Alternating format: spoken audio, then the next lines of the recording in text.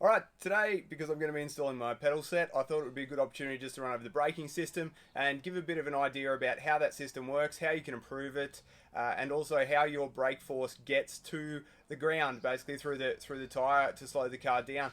So I'm going to run over it all. I think it is a point that a lot of people have had some issues with, particularly in Ultimas and other cars, in understanding how they can modify their setup to get exactly what they want.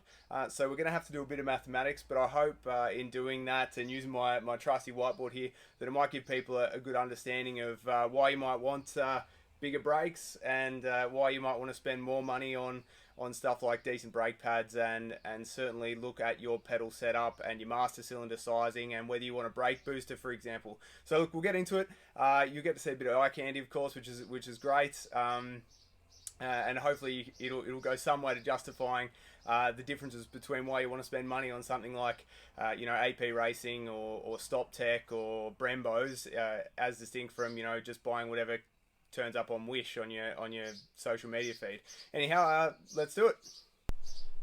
Okay, so the 5 key factors that we need to consider here are torque leverage, which is basically the ratio of your rotor size relative to your wheel and tyre size. Then we've also got the friction coefficient, which is the performance to your brake pads. We've got the hydraulic ratio, which is the master cylinder size relative to the piston size in your calipers. We've got the pedal ratio, which is just the simple lever setup, in your pedal set. And then we've got the little bitch ratio, which is basically your tolerance for being able to stand on the brake hard relative to what the average person could do. Now we've got our car here traveling along the road. We're assuming it's a 1,000 kilo car, and we're assuming that you can generate 1.5 G of braking. Now 1.5 G is pretty generous. That would be a quite an exceptional vehicle. But anyhow, we've got here 1,000 kilo car. That level of retardation, 1.5 times 9.81, which is acceleration due to gravity, 14,715 newtons. Now, obviously aerodynamics play a reasonably important part. That's actually dictated by this formula here. Force of drag equals half times rho v squared coefficient of drag times the projected area, which in this case A is the frontal area of the car, CD is how slippery it is through the air. I just chose 0.35, which is pretty generic for a car. The Ultima, for example, is probably more than that because it has big aero. V being velocity, rho being the density of the air, which is 1.2 kilograms per meter cubed. That's a fairly reasonable temperature and level of humidity, and we sort of come out at about 1,500 newtons. So in that sense, you're looking at about 13,200 odd newtons to slow the car down at 1.5 Gs. We're assuming 60 meters a second, which is about 180 odd clicks. That's obviously going to inversely degrade with velocity because of this v squared loading factor in this formula. I'm not going to make it very complex in that regard. I'm just going to choose this single point at 180 k's to use to illustrate. Obviously, if we were going to look at this, the mathematics starts to get considerably more complex. And the last time I sort of did mathematics or tried to explain it to someone, I realised that mathematics is about as popular as poetry and everyone fucking hates it. So we'll just stick to this one to illustrate the point. What we end up with is at a front rotor. We've got 2 front rotors, so we need to divide the force by 2.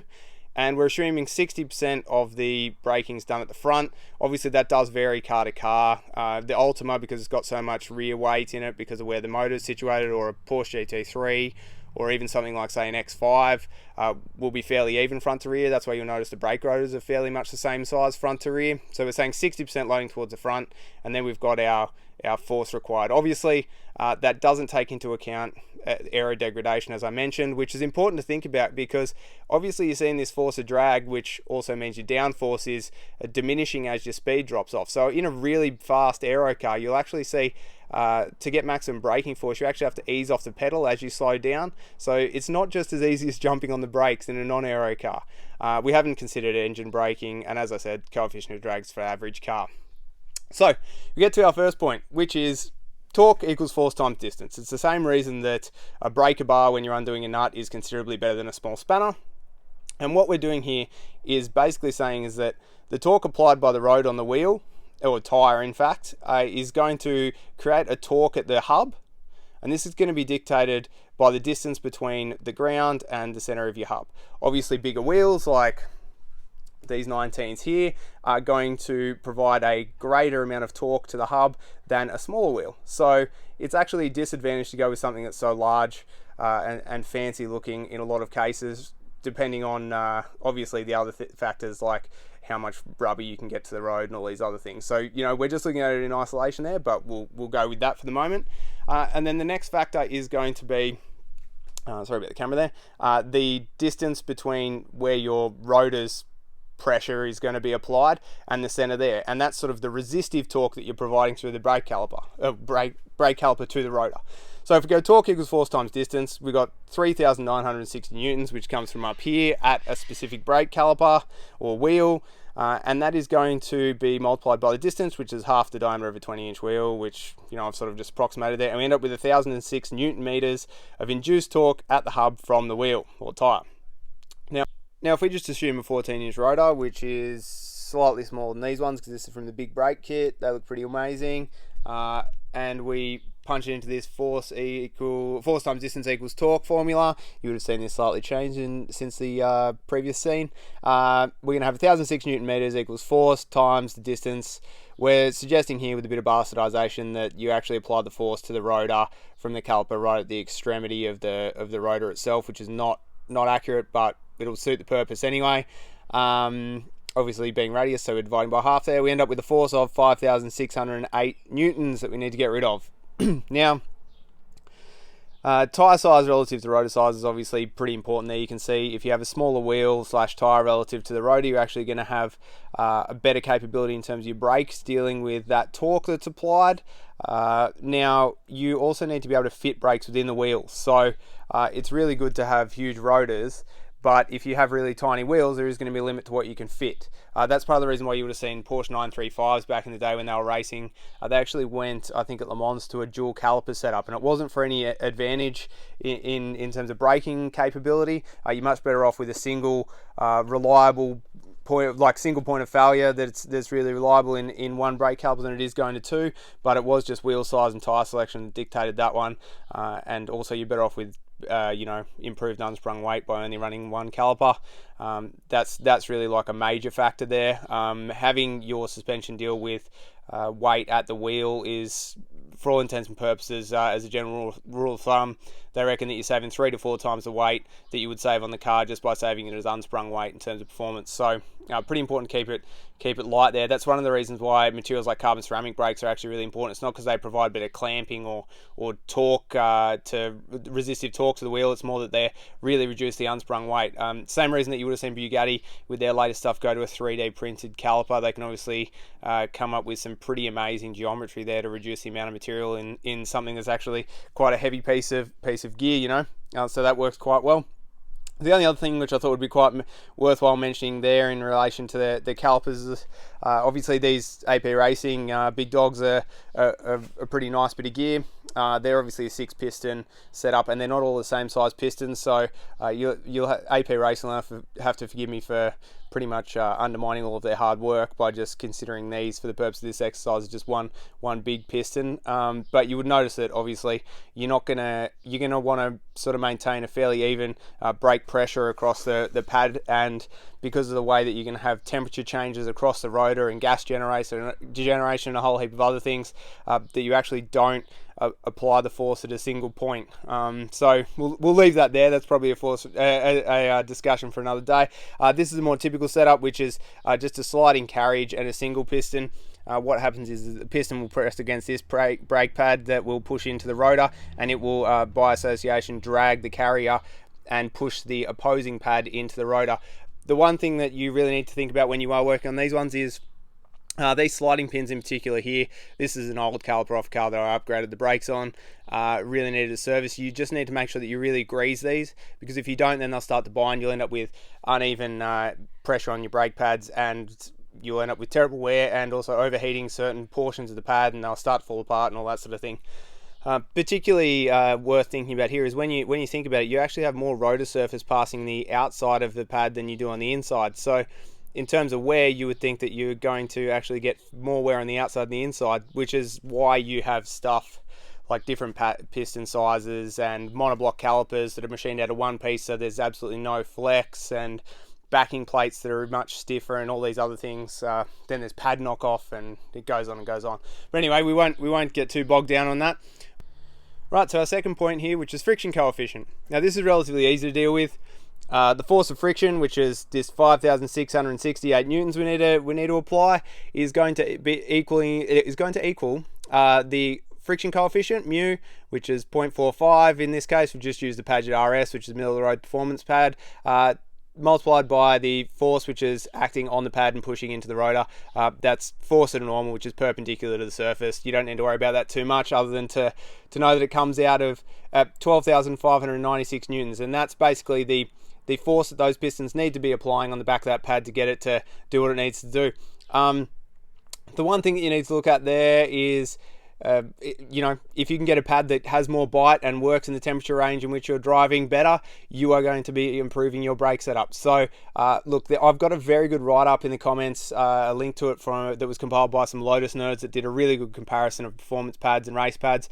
Worth having a look at. I haven't seen a better write-up or compilation in anything I've found. If someone has any good ones, then please by all means drop them down in the comments, and I'll pin the comment, because I think it's always useful information to hear.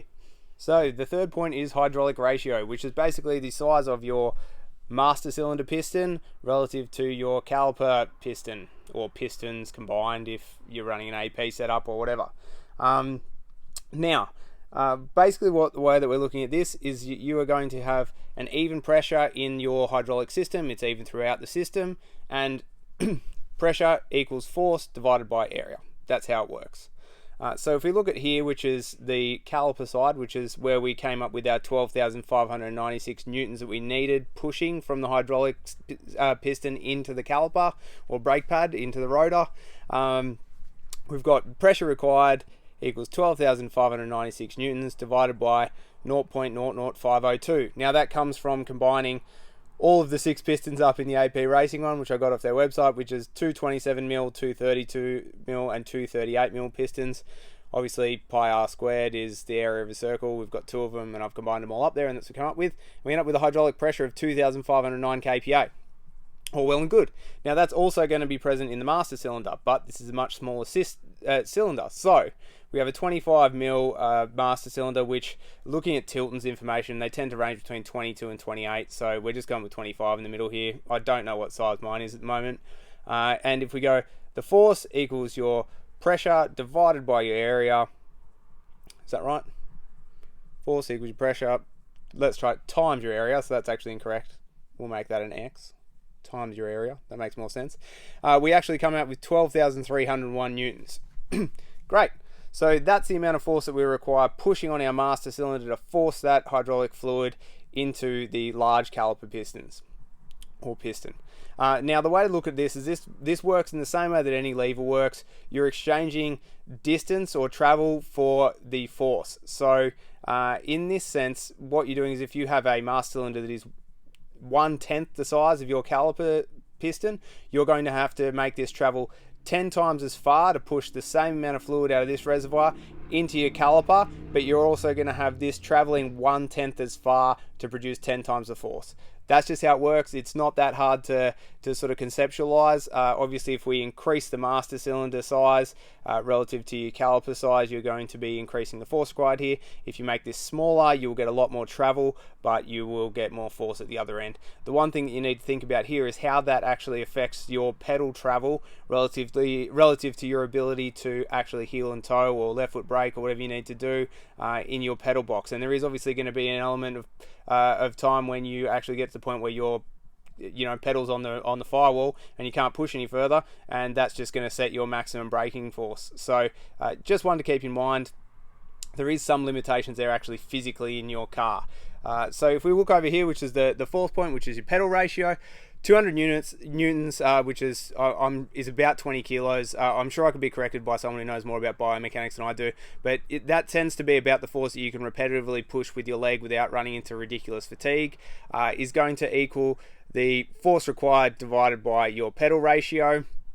So if we go 1231 newtons, which is what we require at the master cylinder, divided by the required force, you're going to end up with a pedal ratio of 6:1. That's probably a bit high. I think the Ultima runs about 3.5 or 4 to 1, which probably shows up the limitations of my approximations for you know, all of the forces and not having engine braking and everything else in my calculations, because then we're not completely out of the ballpark here, and I think it illustrates the issues. So look, these I think are about 3.5 or 4 to 1, which is why we might run into a few people not expecting the pedal, you know, the pedals to have to be pushed so hard.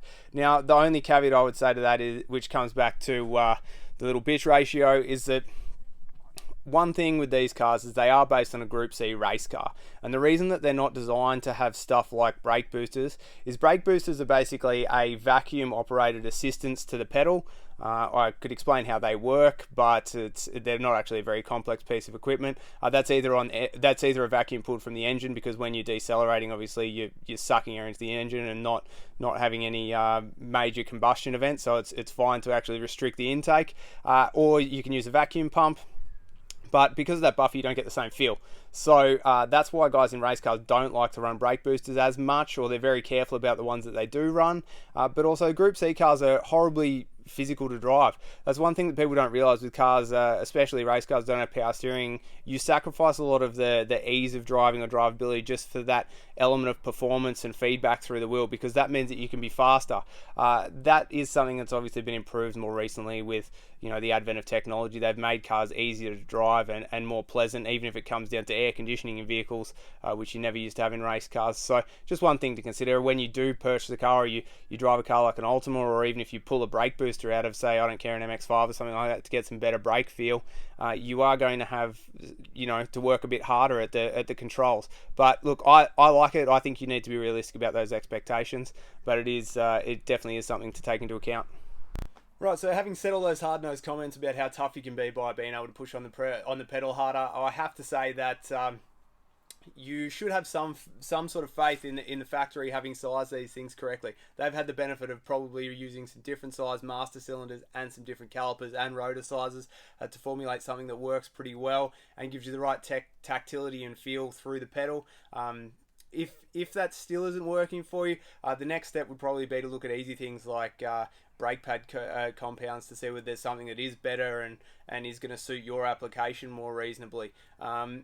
The only other thing which I think is really a great thing and probably underutilized is just having a brake pressure sensor, and you can actually get a Bosch item that does temperature as well, which is useful to see how you're actually controlling the pedal and how much input you're getting into the system. So, you know, that's great if you're heeling and towing and seeing that you're actually maintaining consistent pressure on the pedal. It would give you an idea about, you know, if you're sort of bouncing a little bit on the pedal, whether you're actually maximizing your braking in that regard. It'd also give you an idea about how much force you're actually putting into the system. So, you know, are you even close to that 200 newtons? Are you way over it? And you genuinely, it's not just a feel thing, you genuinely putting in way too much effort into the pedal. So that's probably one thing that I would highly recommend. You can easily have it input into an aftermarket ECU and then map that against G readings and also throttle position and a few other things. So I think it's a great thing to do. The other thing which would be obviously useful is to consider the wheel and tyre combination that you're putting in, or just changing out your master cylinder size. Just try and look at it in a holistic sense. Even considering the fact that if you have twin master cylinder setup, you will be affecting front to rear brake bias, so you need to retune that, and there are some core considerations there. But look, it's I wish it was simple. It's actually not a simple thing, but hopefully this gives you a bit of a rundown on the sort of major factors that you're needing to consider, and it give you a good head start to looking specifically at your setup and improving it.